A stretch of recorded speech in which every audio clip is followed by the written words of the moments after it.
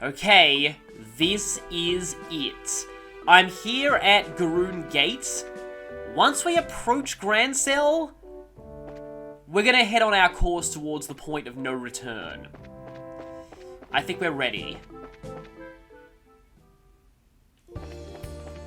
So everything seems fine in the Royal Avenue for now.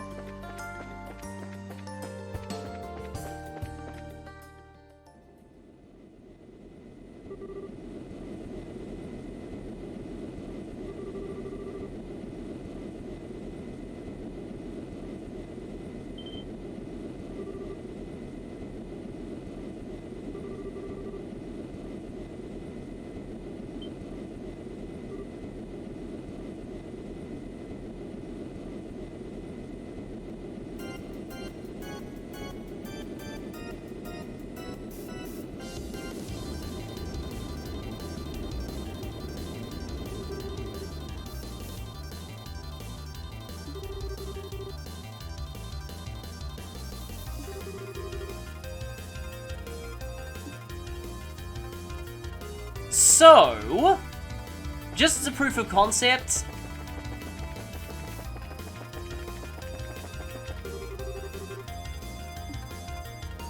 you are locked out of going anywhere except the capital. This is the point of no return. Can't go back to anywhere else, can't stock up on supplies, and once we enter Grancel, Chapter 8 will end, and we will be leaving Liberl for good.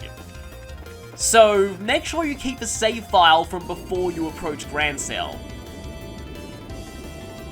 And yeah, even exiting one screen cuts straight to here. It is something that is kind of jerkish. They never really hint to you that this is going to happen, and the cutoff point is not even in Grancel, it's right outside. But the enforcers are back, and it's all 4 of them in one place now.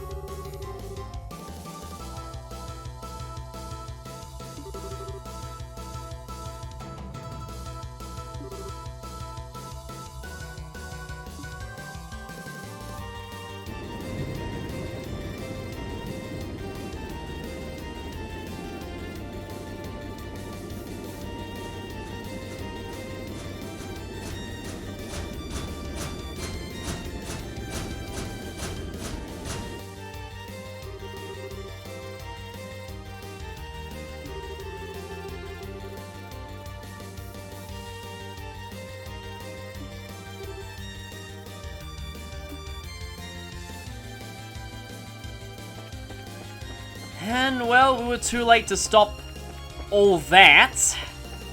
Yeah, this is why we need to get to the capital as soon as possible.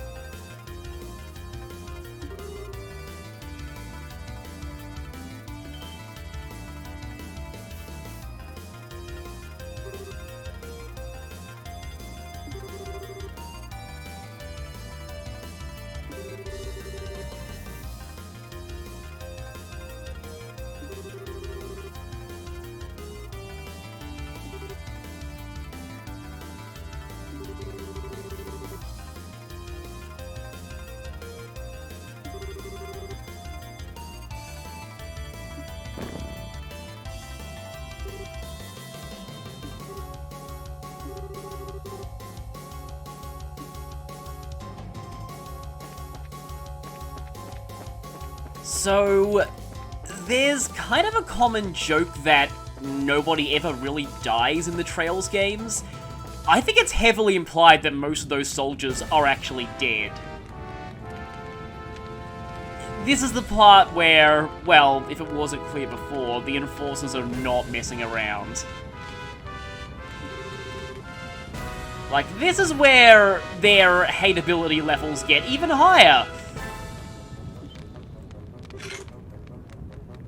Also, there's actually a battle awaiting us when we, move through the gates. 2 more vanguards. We've already fought these things before. Just have to watch out for their explosions. Okay, let's see. I think I can afford to just use this. Wow, the AoE on this looks comically small by my standards for this point, but... yeah, that's solid enough damage. That's kind of annoying. Okay, good on you for moving further away from us. As always, Xin will buff up. Yeah, I feel like the majority of people are going to be using Xin and Agate for this part because they don't need ZFGs to really function.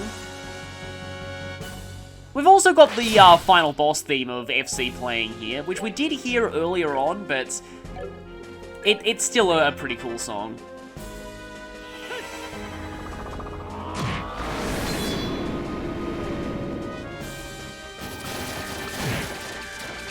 Okay, yeah, Agate is gonna need some serious healing, and I just realized that, yeah, I do, like, someone did tell me that, they think that any kind of buff or debuff will override others, so this means that if I went for morale with Estelle, she would probably overwrite Zin's 60% strength buff. That was a really bad miss. Okay, yeah, you know what? Okay, yeah, that was a good use of a crit turn. Except if I blow this one up now, we're gonna have problems, so I might just heal. I think Xin can tank a couple of explosions, though. I think Agate's okay. Yep, that's both of them gone. Looks like one of them's stuck in a guarding position there. Oh, nice one, Xin. Barely surviving that. And that's with a 60% defense buff. Let's move out. Okay, how close are we to... Oh, we're not that close to leveling up. I actually really want Agate to get to level 80 soon-ish, because that's when he learns his second S-Craft, and it's something that I definitely want to show. Yeah, we don't really have enough people to save the entire city right now.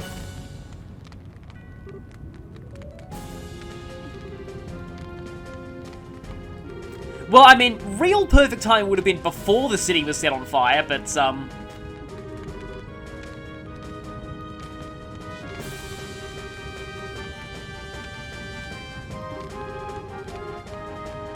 yeah, we at least have an army to defend the city. We're the only ones who can really go after the enforcers. We saw earlier just how outclassed the regular army goons are here.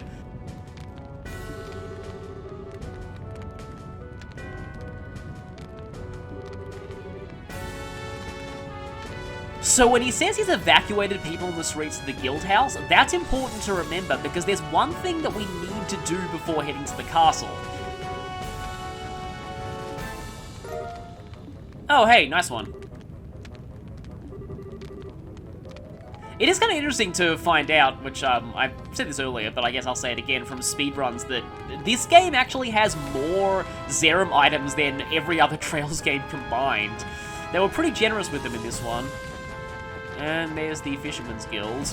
Obviously, can't go in there yet.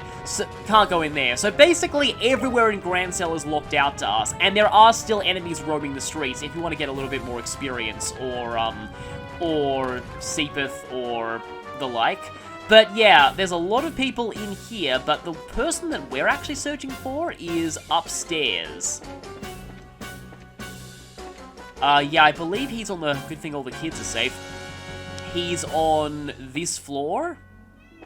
Somewhere here. Yeah, the guy who runs the cafe. So, remember how in FC, giving this guy all of the Carnelias got you the ultimate weapons?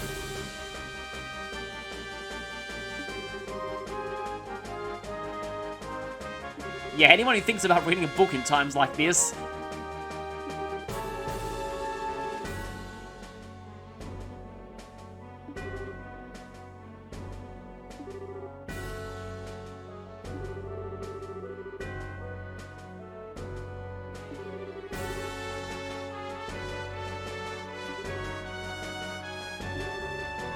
So, this is a bit of a weird time, but we're going to do some book swapping. So, if you have all of the Gambler Jacks, you can give them over to this guy. Make sure you've kept a save from when you had them all so you can actually read them. I do, so I can safely hand them over.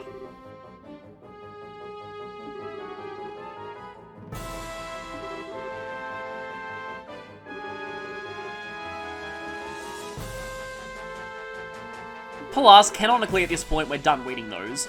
I will be reading the Gambler Jacks as bonus footage at the end of the series, so don't worry about that.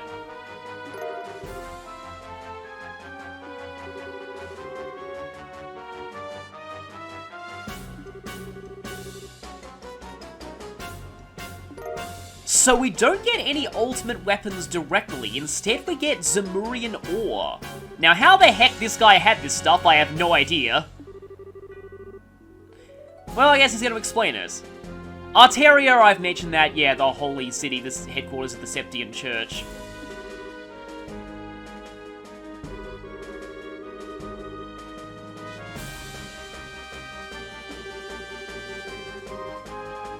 Yeah, and you're just casually handing it over to us. I mean, I'm sure there are museums that would pay even millions of mira for that. So I guess it's sort of useless.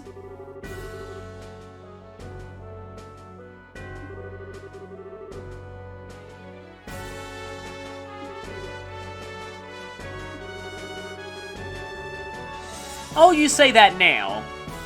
So, as you can probably tell, we are going to be using this to make an ultimate weapon later. But we can't really do anything with it right now. But it's very important that you get this one if you found all of the Gambler Jacks, because, okay, now here's something interesting. I'm not 100% sure how true this is, because my only source for this is one walkthrough, and it could easily be mistaken about this. But this walkthrough says that if you don't get this first Zemurian ore, there is a second Zemurian ore that we get during the final dungeon that you can't get without the first one. This walkthrough also says that you should not use your first Zemurian ore at the first opportunity. You should wait until you get the second before you use both of them. Otherwise, you will not be able to get the second ore. But, well, again, don't quote me on that.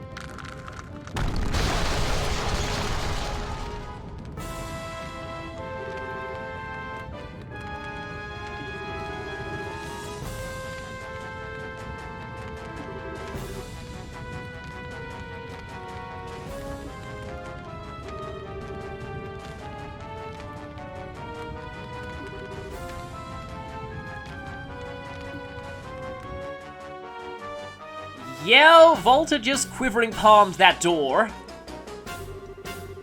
This is just another moment that just always sticks out in my mind, because you've had that door built up as invincible the whole game, and that was basically Amalthea's goal back in Chapter 3, and now Volta just smashes the whole thing like it's nothing. And once more, just examples of Duke Janan being actually decent, finally.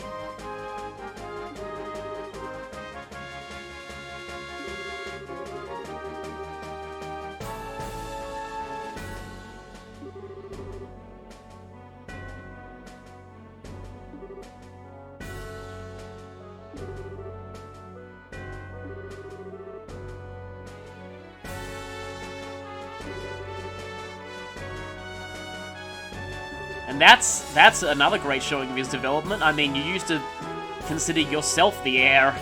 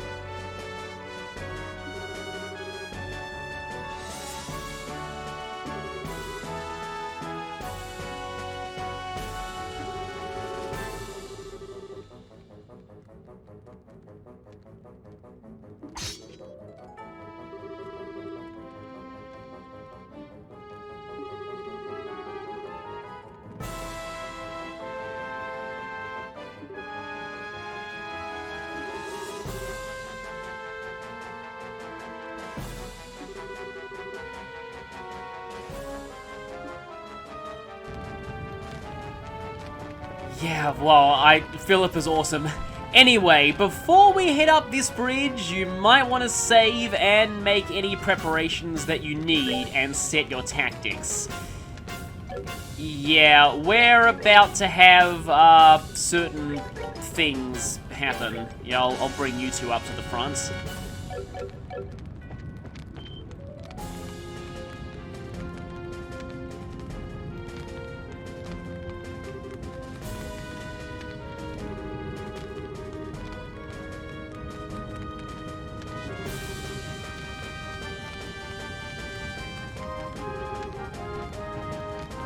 And if you have Zin here, he knows exactly what happens. Yeah, you think? I mean, you've been hit by him a few times right now.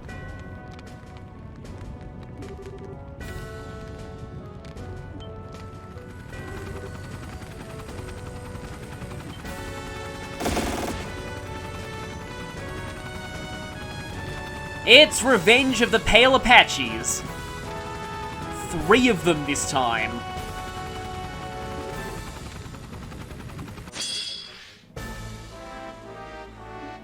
Okay, so to start off with, Orbital down really helps in this fight. And Agate, do I have any speed boosting food? I have speed plus 10%. That's better than nothing, but I'd rather have something a little bit better. Oh, hey, I bought those Rampage fish ages ago. May as well use them. It's kind of annoying that I'm getting a crit turn with that. I mean, I could have taken that with an Agate S-Break, but...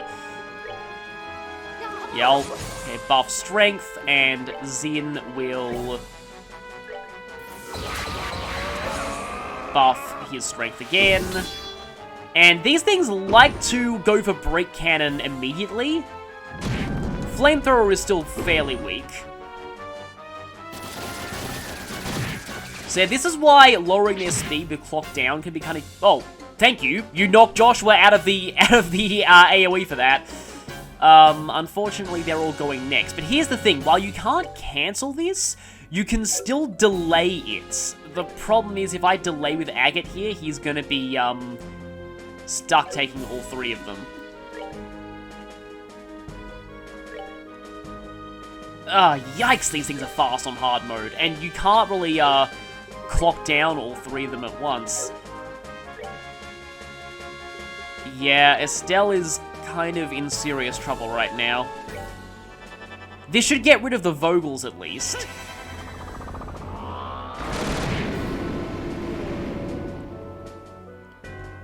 But they can summon more of them. Okay, there's the Break Cannon. I have to S-Break with Estelle here, because otherwise she's going to take the next Break Cannon. Guess we'll focus down on one of them with our single target attacks, just to try and thin them out a little bit.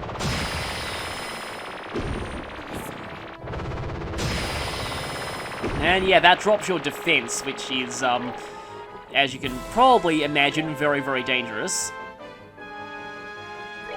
Yeah, I'm gonna waste no time in getting Estelle back up. We need all the firepower we can muster here. These things are vulnerable to delay, so, as I said before, and abusing that delay weakness is definitely helpful. Okay, I can't really clock down them, but I can clock up us, and that's my next best substitute. Only having one arts user for this fight, and yeah, you will always only have one arts user for this fight, can be problematic. Just piling on that damage. And yep, that's what happens when they move over you. They are getting a little close to each other. Can I get not Orbital down, I've already got Orbital down in. Yes, I can clock down both of them. But I will probably have to S-Break with Joshua immediately afterwards because he's probably going to die. And that's a problem because I want him to get a 200 CP one off. Let's see what you're doing. Just a Bullet Barrage. Can Joshua take one? You probably can. Okay, you're all way too close for comfort here. And Thunder God Kick is not going to be in range of any of you. I feel like I should probably just use this turn healing.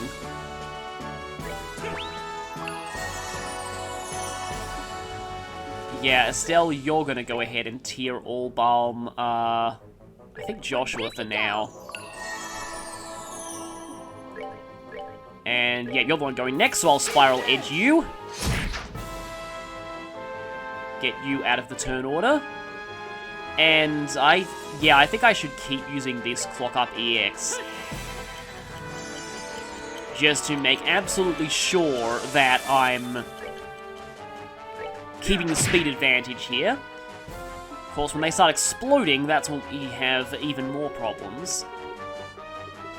I do have Nirvana T, but I should be... yeah, that'll probably erase things. Let's Heavenly Tempura Agate. Okay, just moving. That's honestly not as bad as Bullet Barrage. Speed up Estelle this time. Okay, all of us are speed buffed. That is a good sign.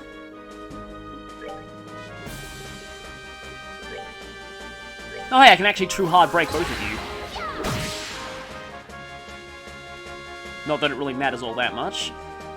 And... oh, I think I can Thunder God Kick. No, I can't, because these things are so big that they take up the whole Thunder God Kick hitbox. So well, I'll just whack you. Okay, one of them is getting close to being... yeah, I'm gonna have to waste this crit turn, unfortunately.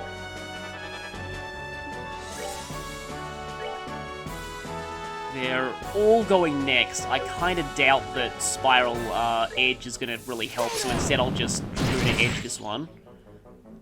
But I do have to be careful because one of them is going to explode soon. I probably should have brought... Yeah, I probably should have brought Earth Wall to this. That was kind of dumb. But... Oh, there is a crit turn coming up. I should probably save Joshua's 200 CP S-Break for that. Oh, hey, nice one. The weaker one is actually moving away from me. And you summoning a Vogel there might have actually screwed you over.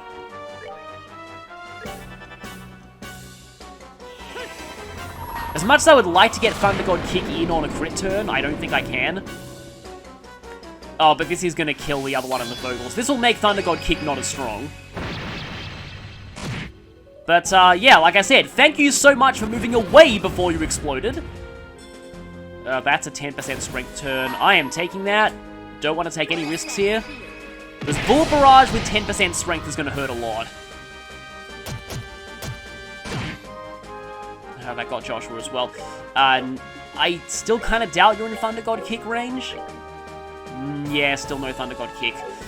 I could...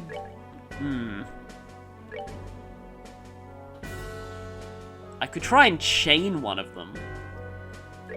Yeah, let's try this. Okay, yeah, that actually did a lot. Okay, going for the Break Cannon. However, you are very close to dying, except I feel like if you do die, Joshua's gonna take your explosion, which is bad. Okay, very close. Is that gonna... Nope, it's not gonna push him out. And, okay, then. That will probably finish you, but... Should I really... Okay, I'm gonna risk this. There's a chance that Joshua's in range of that explosion. No, only's in. Good. And now there's only one left, and Agate has a decent assortment of CP. I can do this. Let's just keep delaying you. Use the strategy that I used on the Abyss Worms. And then just keep smacking you. Okay. Joshua has a crit turn, which I don't...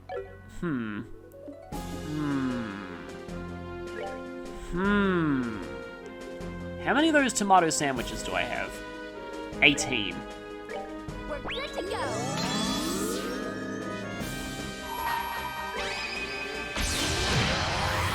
Okay, it's actually getting almost down. And remember when I said their delay weakness is useful? Oh, is that going to do enough? Joshua is strength buff. That might actually do enough, and that means that Joshua will probably get KO'd here. But Estelle's actually a little lower level than... Oh, no, good. Joshua did not go down there, which means I can... That's probably enough for Joshua to survive. And now I'll just whack you, I guess. Yeah, there we go. And everyone takes the explosion, but we're all fine. Care for a rematch? No, I do not care for a rematch.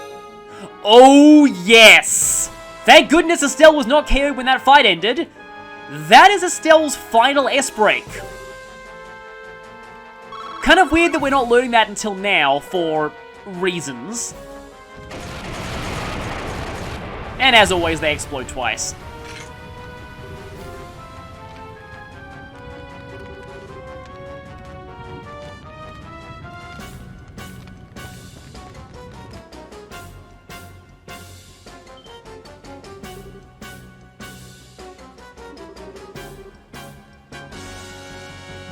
Well, we really should have seen this coming. Oh, wow, they got Junan too.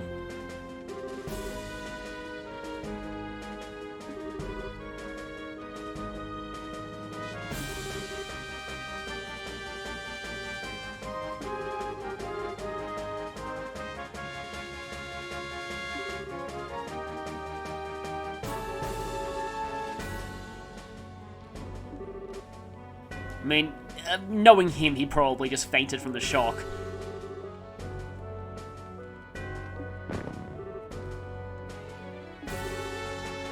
So yeah, they clarified to you, Philip is not actually dead here.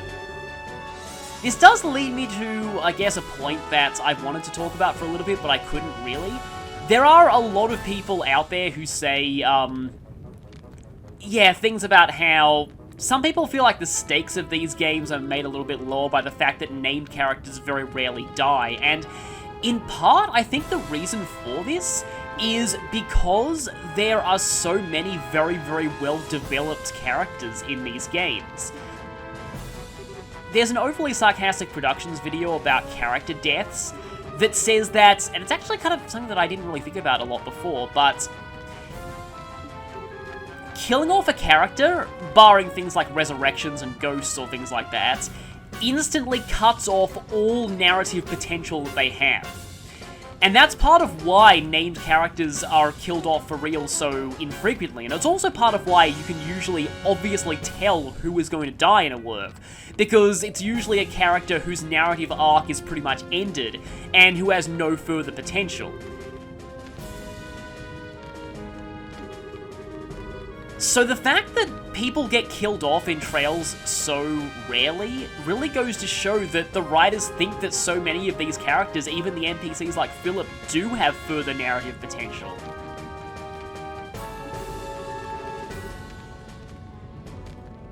Going back to the actual game though, yeah, Duke Janana's actually redeemed himself. And yeah, like I guessed, he just passed out.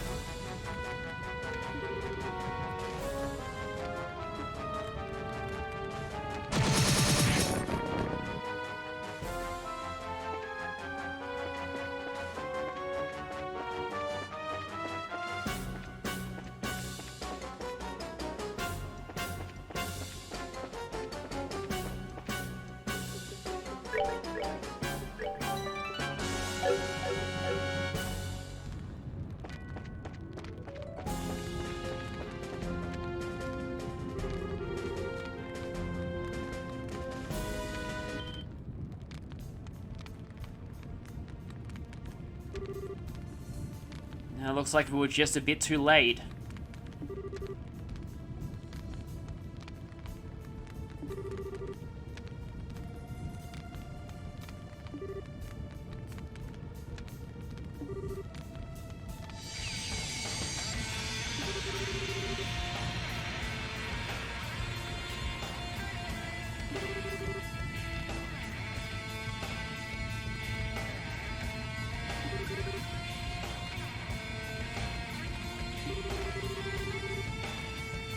Personal favor for him?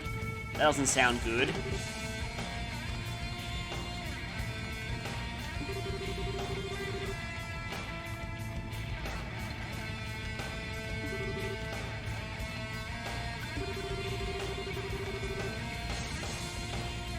Well, at least we know that we actually are stalling his plans. And this line right here, yep, one of my favorite lines in the whole game. I believe I actually posted like this line on my Tumblr blog when I was first playing SC.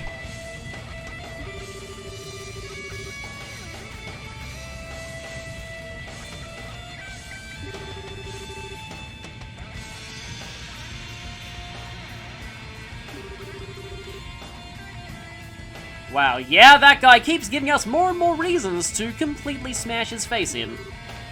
Weissman will no longer have a face by the time we're done with him.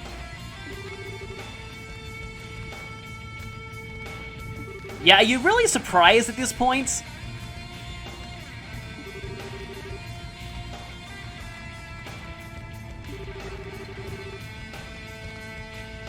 Okay, yeah, so at least that's, one consolation is that he's not here.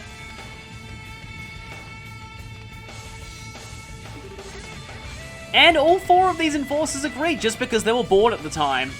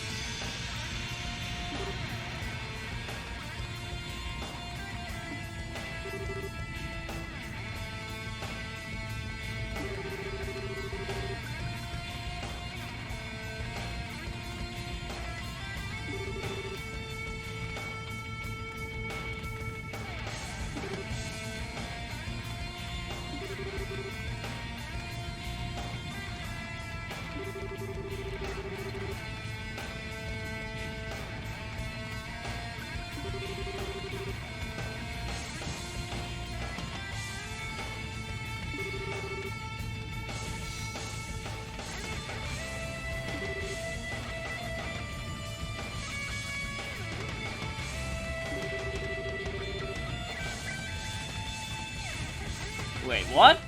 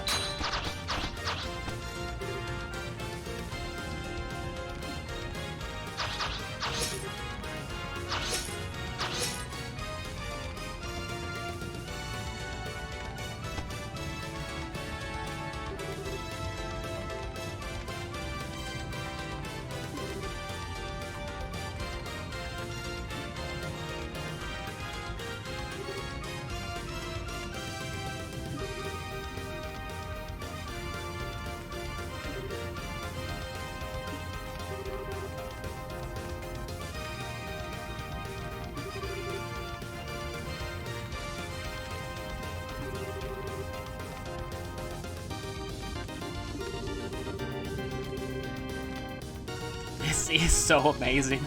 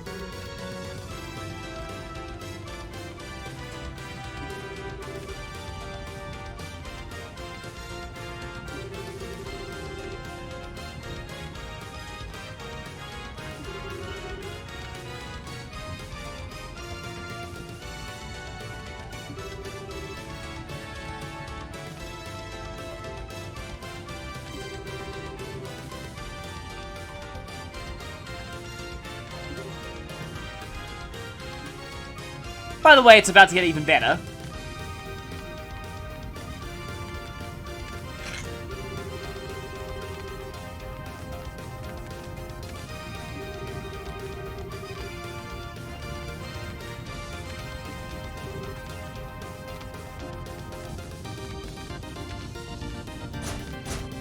Seeing the intelligence division on our side for once is just... There are just no words to describe how cool this is.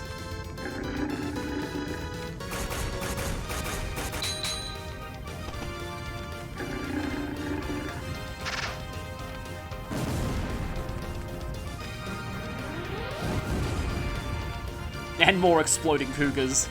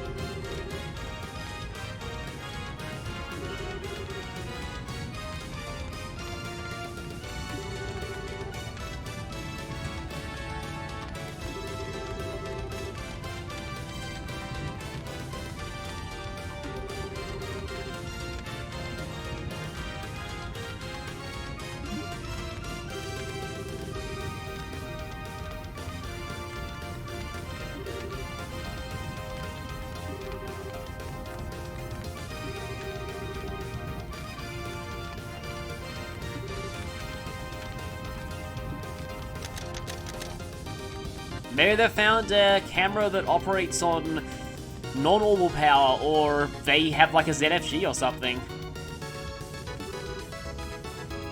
Yeah, apparently they can witness all this from up here.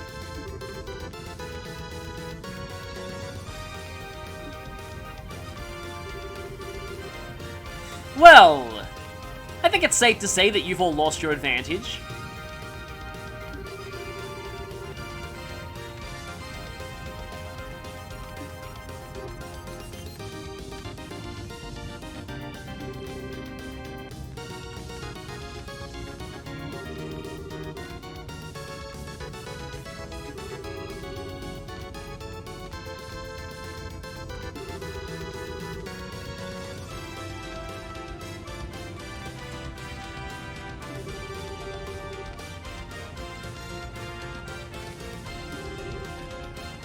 Yeah, true. If Weissman learns that, or even the Grandmaster learns that as part of an optional objective, you just lost most of your Jaegers and Archaisms, it wouldn't reflect well on you.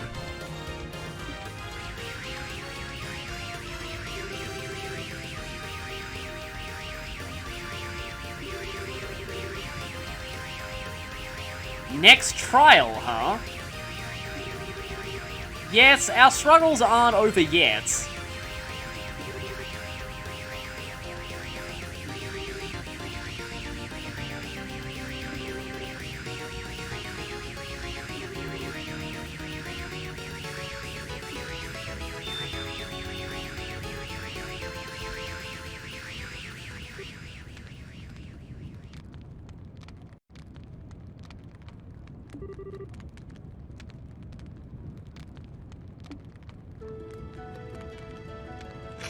Somehow I knew this theme was about to kick in.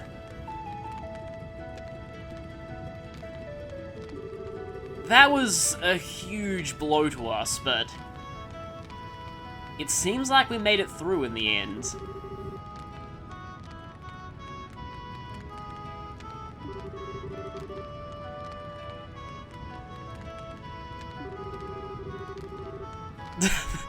Another amazing line.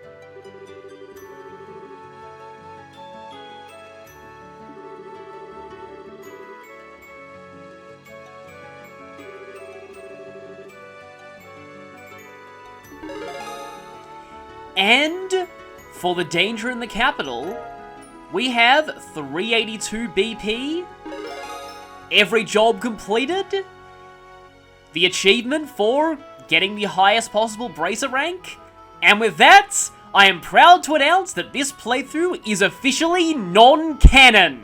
I was waiting a long time to say this, but Estelle and Joshua are only canonically B-ranked bracers by the time of the later games in the series. So, yeah, getting the best possible BP ranking is not canon.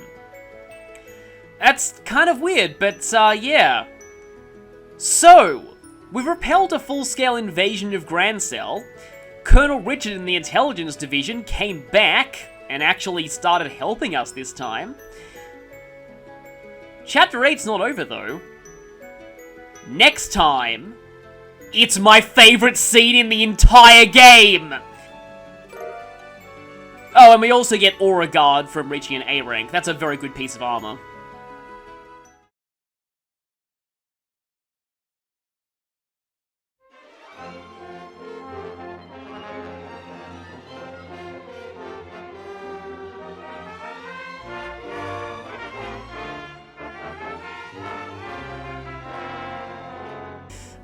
Yeah, I need to get out of here right now. Yeah, I think Agate will just go straight into the... You do have to be careful where you move here, because if these things move over you, then they, Oh, wow, okay. That's not good. Estelle can't get out of the way in time. Or Zin. Okay, how many of them is Zin gonna take? That's actually really, really bad.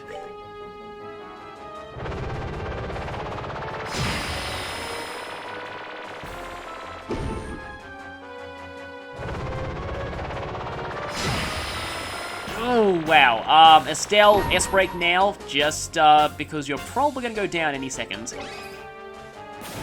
Should I do that? Yep, I'm doing that, just in case he goes down. Their vulnerability to delay is something you really should take advantage of when you can. Oh, great, we're all bunched up. That's not good. At least you didn't use Bullet Barrage.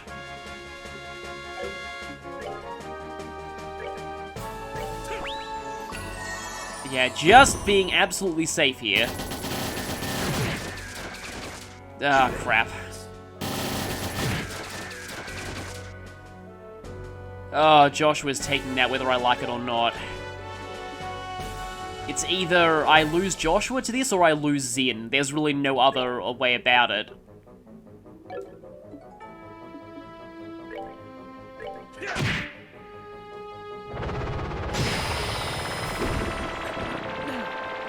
Oh, great. With only one person left, these things can get a lot of turns in.